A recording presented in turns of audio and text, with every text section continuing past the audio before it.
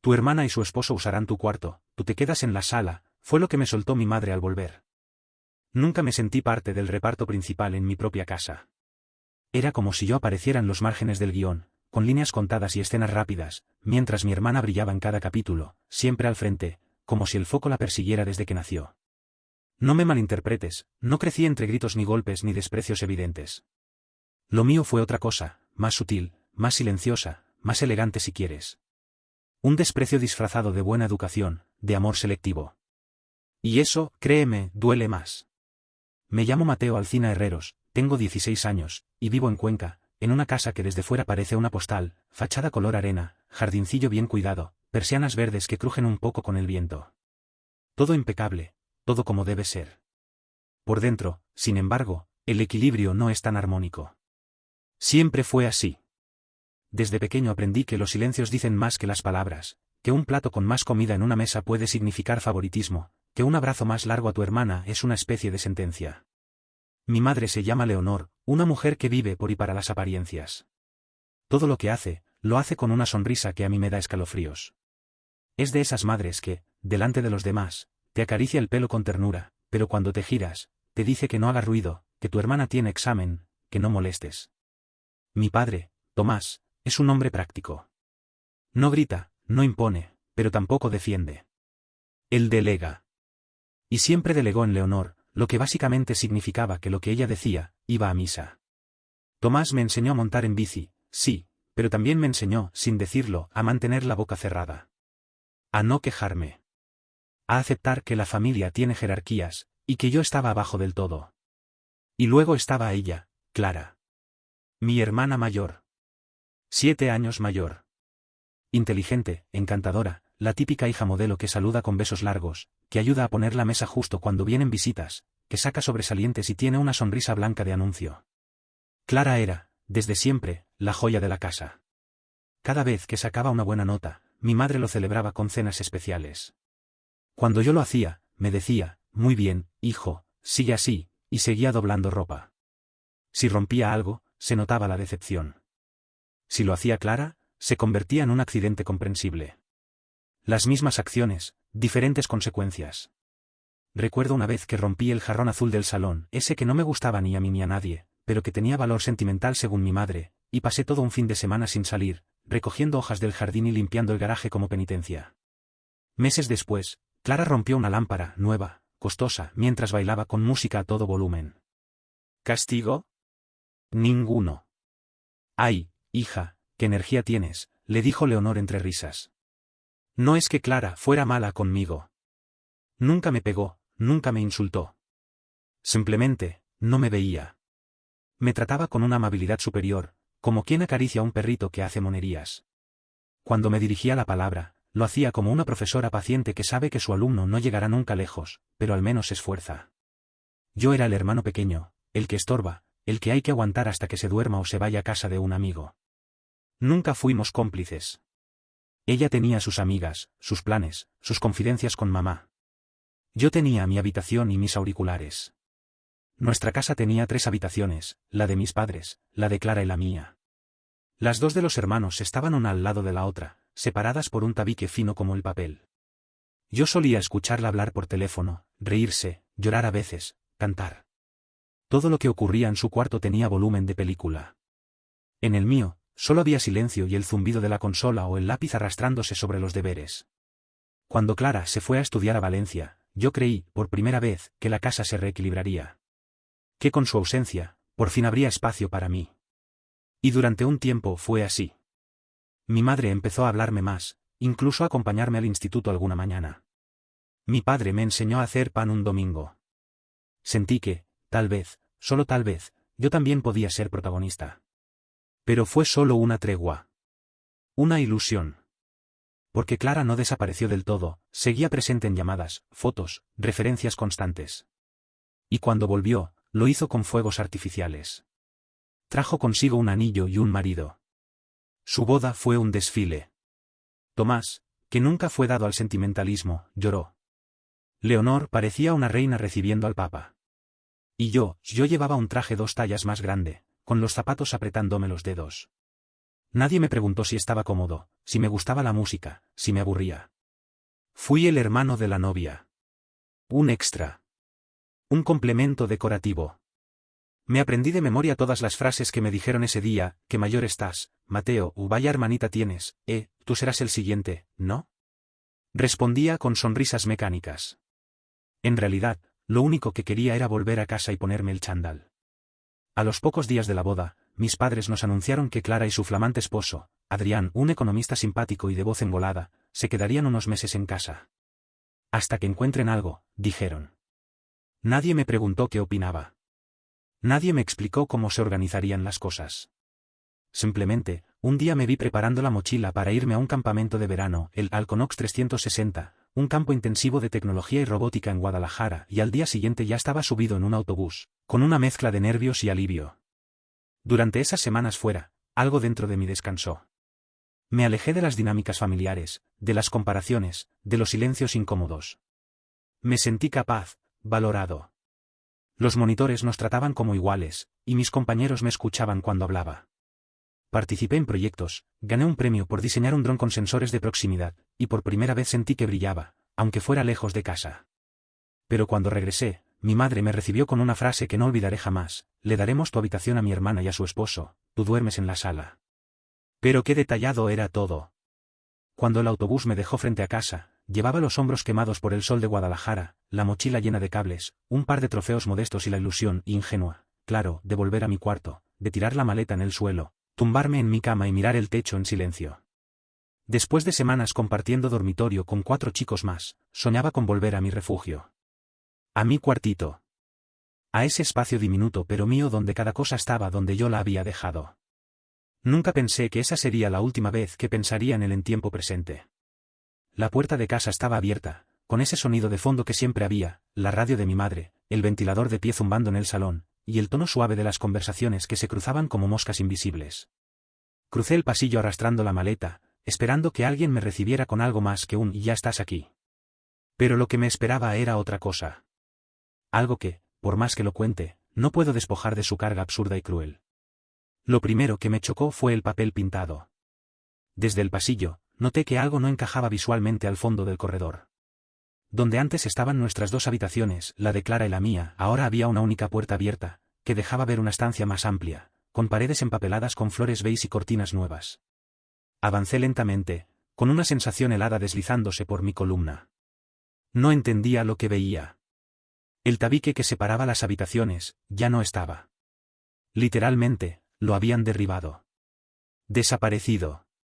Fundido en un solo cuarto más amplio, que ahora tenía una cama de matrimonio en el centro, alfombra nueva, un armario empotrado que no recordaba, y detalles que delataban presencia femenina por todas partes: cremas, velas, cojines con iniciales bordadas, fotos enmarcadas de Clara con Adrián en la playa. Y justo donde antes estaba mi escritorio, habían instalado una televisión plana y una estantería con libros de economía y revistas de diseño nórdico. Mi cuarto ya no existía. No solo lo habían ocupado, lo habían borrado. La sorpresa me empujó hacia atrás. Volví sobre mis pasos y crucé el salón buscando respuestas, y entonces lo vi: mi cama. Mi cama, esa individual de madera clara con el colchón un poco hundido, ahora estaba arrinconada junto a la ventana del salón, donde antes estaba el aparador con las copas. Mi escritorio estaba reducido a una tabla encajada entre 2 estanterías, junto a la televisión. Sobre la cama había una nota doblada que decía «Mateo». La abrí con manos temblorosas. No decía mucho. Solo una frase con la caligrafía de mi madre: «Hijo, acomódate aquí, es provisional». Provisional. Como si derribar una pared, cambiar el papel pintado y remodelar 2 habitaciones fuera algo transitorio. Como si yo fuera un invitado, un huésped incómodo que se puede adaptar sin problemas a dormir en el salón, con la nevera zumbando a 2 metros, las conversaciones de madrugada, y el ruido de la cafetera a las 7 de la mañana. Como si fuera una mochila más que guardar en un rincón. La rabia me subió como un vómito silencioso. Apreté los puños. Fui a buscar a mi madre. La encontré en la cocina, removiendo una cazuela como si nada. Cuando me vio, sonrió con esa expresión que mezcla afecto con condescendencia, y me dijo que me había dejado comida. Yo no podía hablar. Solo la miraba esperando que se diera cuenta del agujero que acababa de abrirme. Entonces empezó su discurso. Me dijo que Clara y Adrián necesitaban espacio, que las dos habitaciones separadas no eran cómodas, que era lo más lógico unirlas y que, al fin y al cabo, yo no pasaba tanto tiempo en mi cuarto. Que ya era grande. Que entendería. Que era solo por unos meses. Que debía alegrarme de que mi hermana estuviera feliz. Que el salón tenía buena ventilación. Que había hecho lo mejor para todos. Las palabras me golpeaban una por una como piedras pequeñas. No dolían por su fuerza, sino por su acumulación. Y lo peor era el tono, ese tono didáctico, maternal, como si yo fuera un niño que no entiende lo evidente. Como si mi habitación no fuera más que un detalle técnico, y no un rincón donde escribí mis primeros cuentos, donde lloré en silencio cuando nadie me escuchaba, donde me escondía del mundo cada vez que me sentía menos. Donde, en resumen, era yo. Vi a Clara pasar detrás, entrando en su nuevo cuarto con una taza de café. Me miró como si acabara de volver de un viaje de 2 días, no como si acabara de ser desalojado sin aviso. Me dijo algo así como, espero que no te moleste, con una sonrisa falsa y ese tono nasal que usa cuando sabe que ha ganado. Ni una pizca de culpa. Ni una duda. Caminaba por la casa como una reina en su palacio. Cada rincón respiraba su presencia. Incluso la cocina tenía ahora su batidora, sus botes de especias, sus tazas personalizadas. Adrián fue el único que pareció notar la tensión. Se acercó después, con esa forma de andar pausada, las manos en los bolsillos, la camisa metida hasta el último botón. Intentó explicarse. Me dijo que no se sintió cómodo con el cambio, que le pareció drástico, pero que Clara y Leonor ya lo tenían decidido cuando él quiso opinar. Que no quiso interponerse. Que al fin y al cabo era la mejor solución posible, dadas las circunstancias. Y que esperaba que yo supiera adaptarme. Adaptarme. Esa palabra que tanto les gusta a los adultos cuando ya han tomado decisiones por ti. Cuando te dejan sin voz. Cuando te empujan a un rincón y esperan que lo llames hogar. Adrián era un espectador con traje. Presenció el robo pero no quiso intervenir. Y en esta casa, no intervenir es lo mismo que ser cómplice. Esa noche no pude dormir.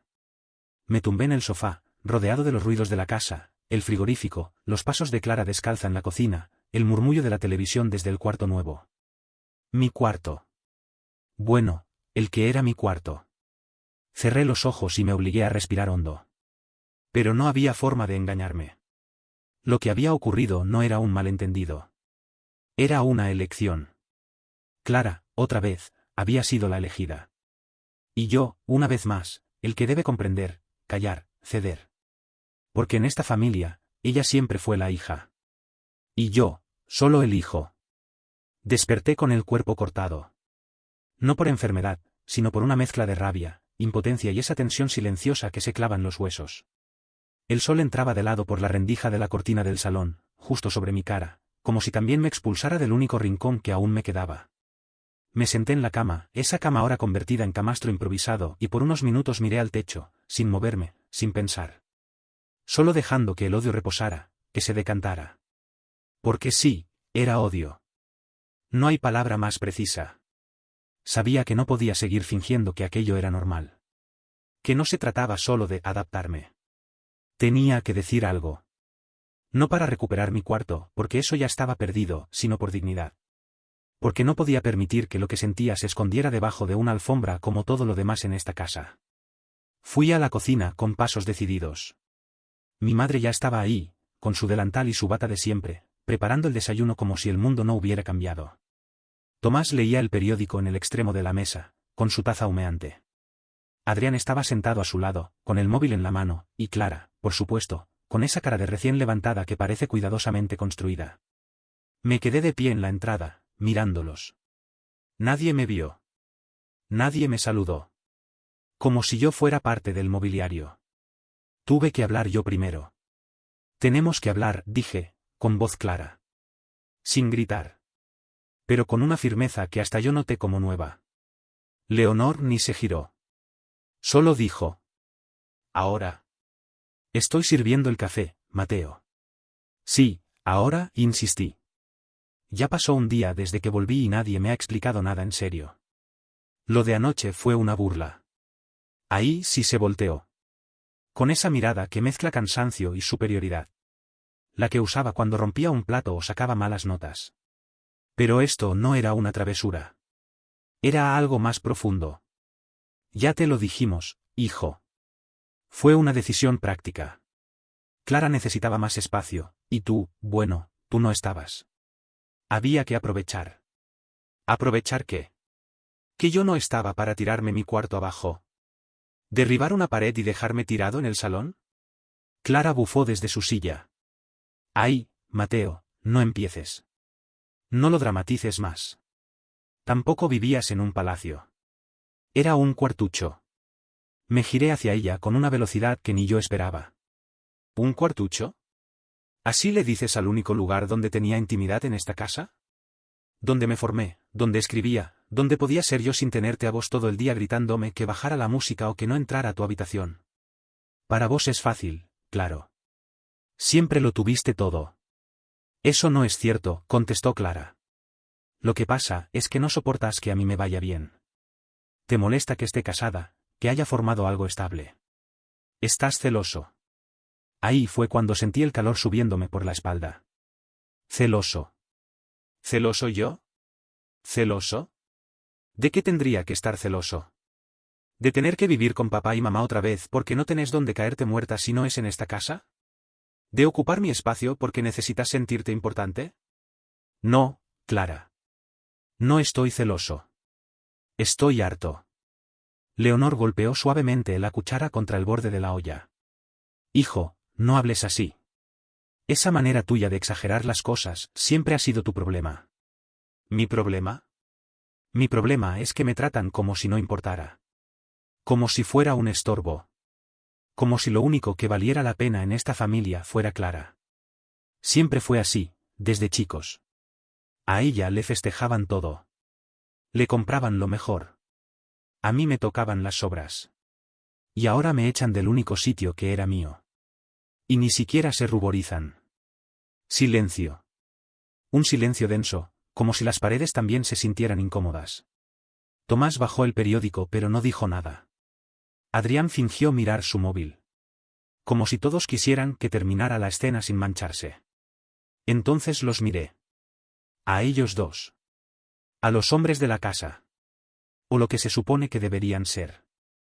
Y ustedes, dije, con desprecio. ¡Qué maravilla! Dos estatuas de sal. Ni una palabra. Ni un gesto.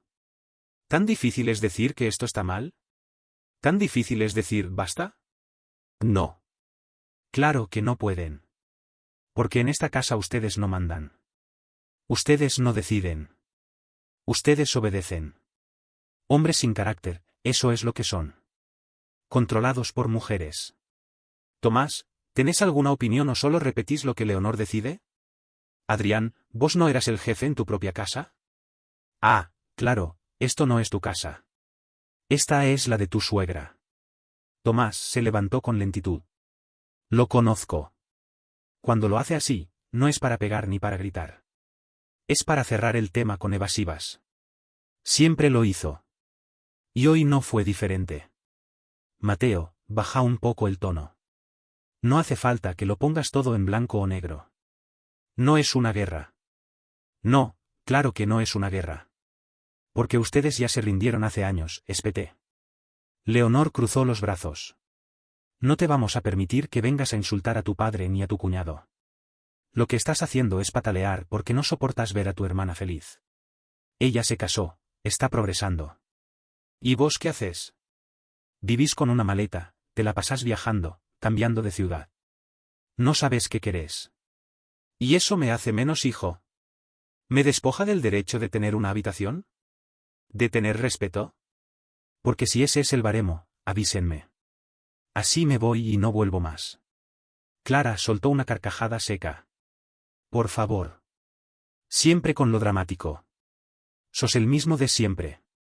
Todo lo que haces tiene que girar en torno a vos. Mi cuarto, mi espacio, mi dignidad. ¿Y los demás? ¿Nosotros? ¿No contamos? No, Clara. Lo que pasa es que ustedes no están acostumbrados a que alguien les ponga límites. A vos te dieron todo sin pedir explicaciones. Y ahora que alguien te dice, esto estuvo mal, te ofendes. Adrián se levantó. Al fin. Con la cabeza gacha. Mateo, yo, no quería que esto terminara así. Sinceramente. No quería estar en el medio. Claro que no. Porque no estás en el medio. Estás del lado del silencio. Que es igual de cobarde. Leonor se acercó a mí con los ojos abiertos como platos. Basta. Esta casa no es un tribunal. Sos parte de esta familia. Pero eso no te da derecho a insultar y a faltar el respeto. ¿Familia? ¿Qué palabra tan hueca en esta casa? Solo vale cuando conviene. Porque yo, sinceramente, ya no me siento parte de nada. Los dejé ahí. Con el desayuno servido, el café humeante, y sus pequeñas certidumbres. Subí las escaleras sin dirección. Ya no tenía un cuarto. No tenía a dónde ir. Pero al menos tenía eso, palabras. Las mías. Y esa fue la primera vez, en mucho tiempo, que las usé sin miedo. Esa noche, mientras el reloj colgante del comedor marcaba las 9:30 con su campanada monótona, yo sabía que había llegado el momento. Tenía que hacerlo. Tenía que mirar a los ojos a mis padres y recuperar lo que me habían quitado, no solo mi habitación, sino mi lugar en esta familia. Mi dignidad, mi derecho a existir sin sentirme un intruso en la casa donde crecí. Una casa que, en cuestión de semanas, se había transformado en un escenario ridículo donde yo era el figurante y Clara y Adrián, los protagonistas. El salón olía a estofado de carne, como siempre cuando mi madre quería fingir normalidad. Clara se reía por una anécdota absurda sobre un compañero de trabajo. Adriana sentía sin entusiasmo. Tomás, mi padre, removía el vino en su copa con ese gesto inexpresivo que heredé de él. Leonor cortaba el pan con la misma fuerza con la que cortaba decisiones, sin vacilar, sin mirar atrás.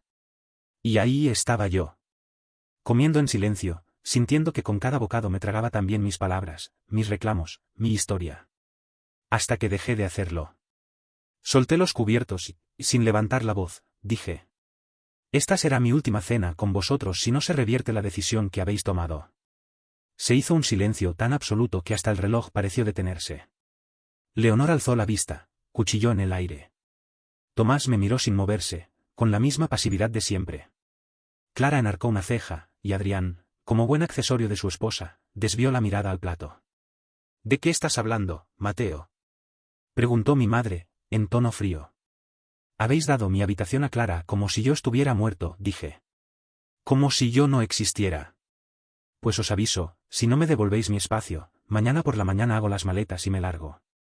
Leonor soltó una risita seca, incrédula. ¿Y a dónde piensas ir?, preguntó, burlona.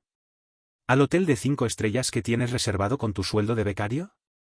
No seas ridículo, Mateo. No lo estoy siendo. Espeté, alzando la voz por primera vez. Ridículo es lo que habéis hecho vosotros, tratándome como si fuera un mueble viejo que se puede tirar al trastero cuando ya no decora bien. Clara dejó su copa de vino sobre la mesa con fuerza.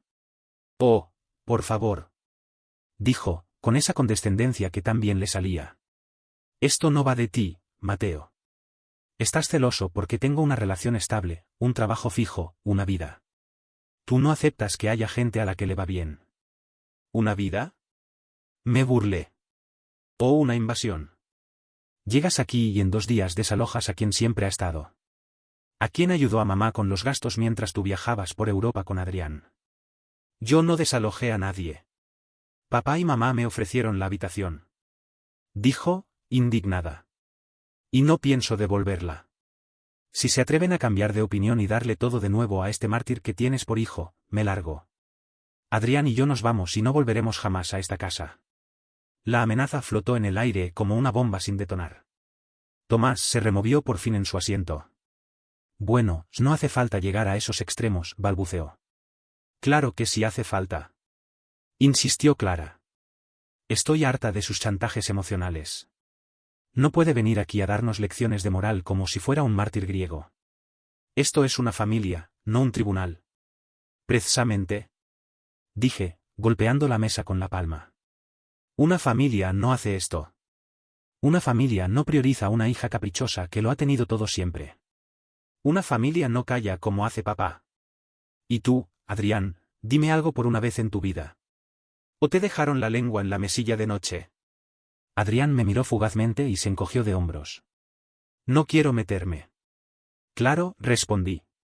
Porque sois 2 hombres sin carácter, controlados por mujeres que decidieron hace tiempo que yo era el sobrante. Leonor se levantó de la mesa. La silla chirrió con violencia. Basta, Mateo. Estás cruzando todos los límites.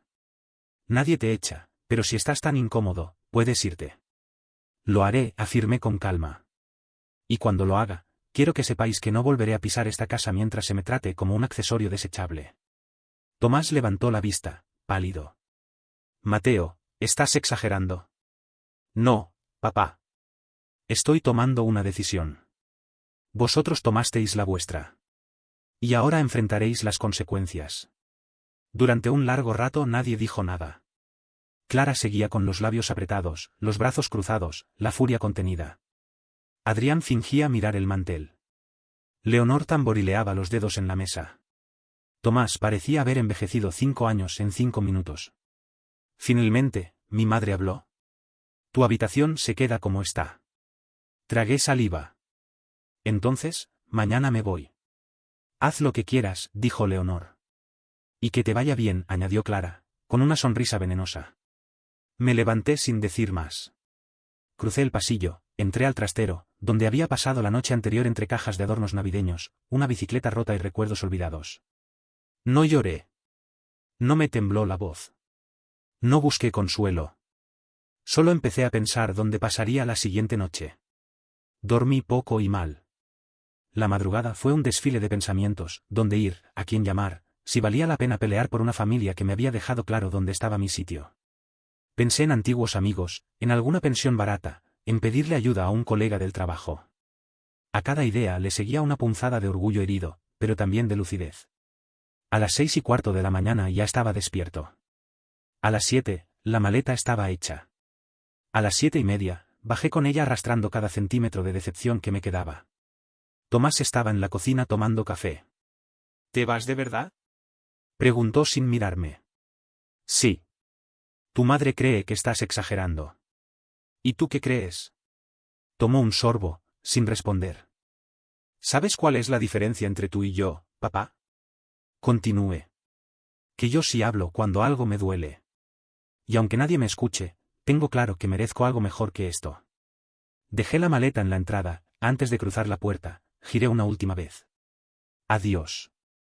Y salí. Aquel día de lluvia fina y cielo encapotado, mientras arrastraba mi maleta por las aceras mojadas de la ciudad, no tenía idea de hacia dónde me dirigía exactamente. Solo sabía que no podía volver atrás. Ya no había cama para mí, ni plato puesto, ni abrazo frío disfrazado de amor. Tampoco quedaban ganas de pedir perdón por existir. Solo quedaba avanzar, aunque el paso doliera. Pensé en hostales, en alquileres compartidos, incluso en pasar una noche en la estación si hacía falta. Pero entonces me vino a la cabeza un nombre, Sergio. Mi mejor amigo desde el instituto. De esos con los que uno se ha reído hasta llorar, ha compartido silencios incómodos y también ha discutido con furia para volver a hablar al día siguiente como si nada. Sergio, el único que alguna vez me dijo, si algún día necesitas escapar de tu casa, ya sabes dónde vivo. Apreté el paso. Lo recordaba viviendo con sus padres en una casa modesta, pero acogedora, a las afueras. No estaba lejos. Media hora caminando. Quizá un poco más con la maleta. Cuando llegué, me temblaban los dedos de los nervios. Llamé al timbre una vez. Luego otra. La puerta se abrió y ahí estaba él, con la misma camiseta de grupo musical de siempre y el mismo gesto de sorpresa que tenía cuando le contaba algo que no podía creer. ¿Mateo? Tío, ¿qué ha pasado? ¿Puedo pasar?, le pregunté, con una mezcla de pena y determinación que solo los caídos en batalla conocen. Sin decir nada más, se hizo a un lado y me dejó entrar. Sergio me escuchó sin interrumpirme. Sentados en su habitación, rodeados de pósters, cables de guitarra y un leve olor a incienso que siempre me había resultado reconfortante, le conté todo. Desde el desalojo hasta el ultimátum. Desde la cena que terminó en ruptura hasta mi salida silenciosa. No me lo creo, dijo al final. Bueno, sí me lo creo, pero no puedo entenderlo. ¿Leonor y Tomás hicieron eso? ¿En serio? Sí. Y Clara no solo no pidió perdón, sino que me lanzó su propio ultimátum.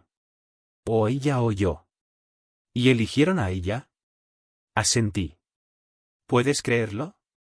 Sí, puedo. Porque los conozco. Siempre fueron más blandos con Clara.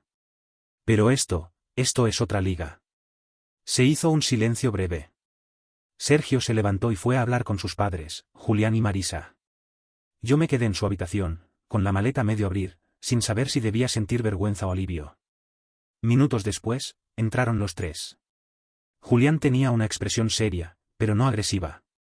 Marisa, en cambio, me miraba como se mira a un hijo herido. Mateo, dijo Julián, Sergio nos ha contado lo que ha pasado. Nos duele escucharlo. Sabes que esta es tu casa si lo necesitas. No quiero aprovecharme, me apresuré a decir. Estoy trabajando por las tardes y tengo algo de dinero ahorrado. Solo necesito una habitación, algo pequeño, lo justo para dormir y estudiar. Os puedo pagar el alquiler. Mateo, no hace falta, empezó Marisa. Si hace falta, interrumpí. Si no pago, no me sentiré cómodo. Necesito sentir que estoy haciendo esto por mí mismo. Que no soy una carga. Julián me miró con respeto. Ese tipo de respeto que, a veces, uno no consigue ni de su propio padre. De acuerdo.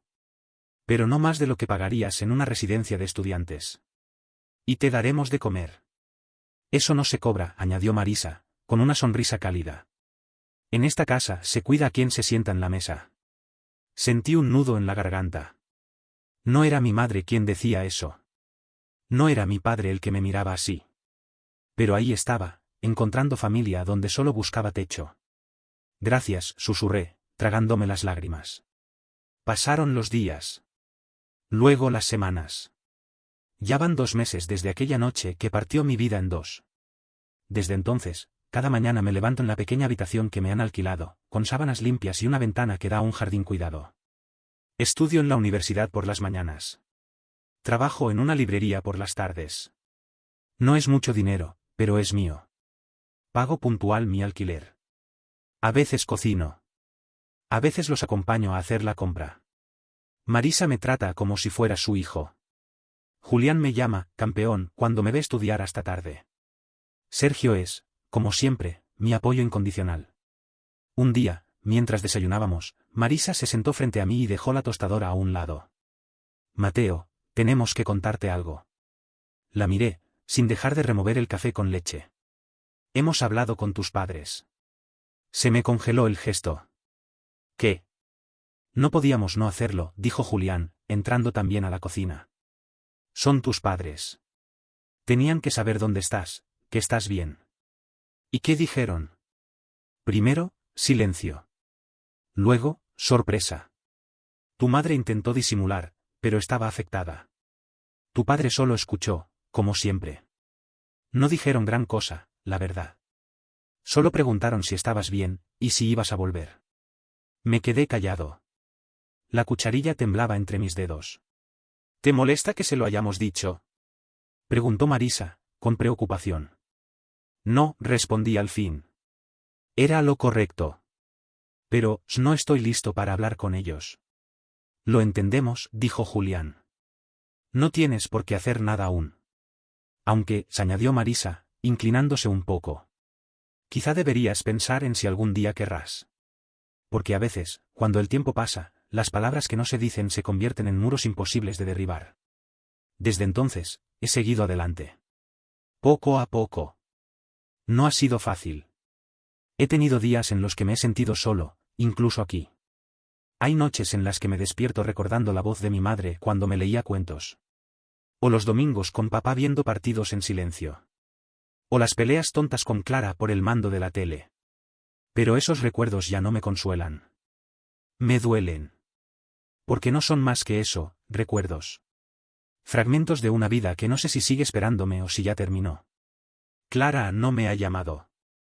Ni una sola vez. Tampoco Adrián. Solo supe por Sergio que siguen viviendo en la casa familiar.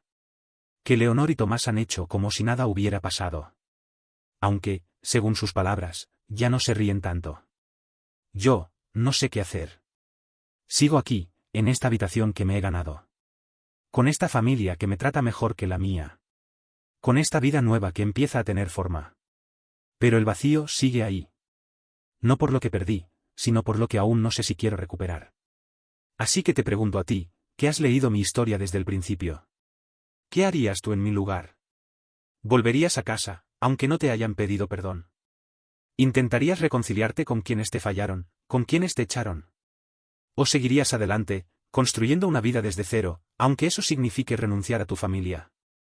Yo no tengo la respuesta. Pero quizá tú, desde fuera, sí puedas ayudarme a encontrarla.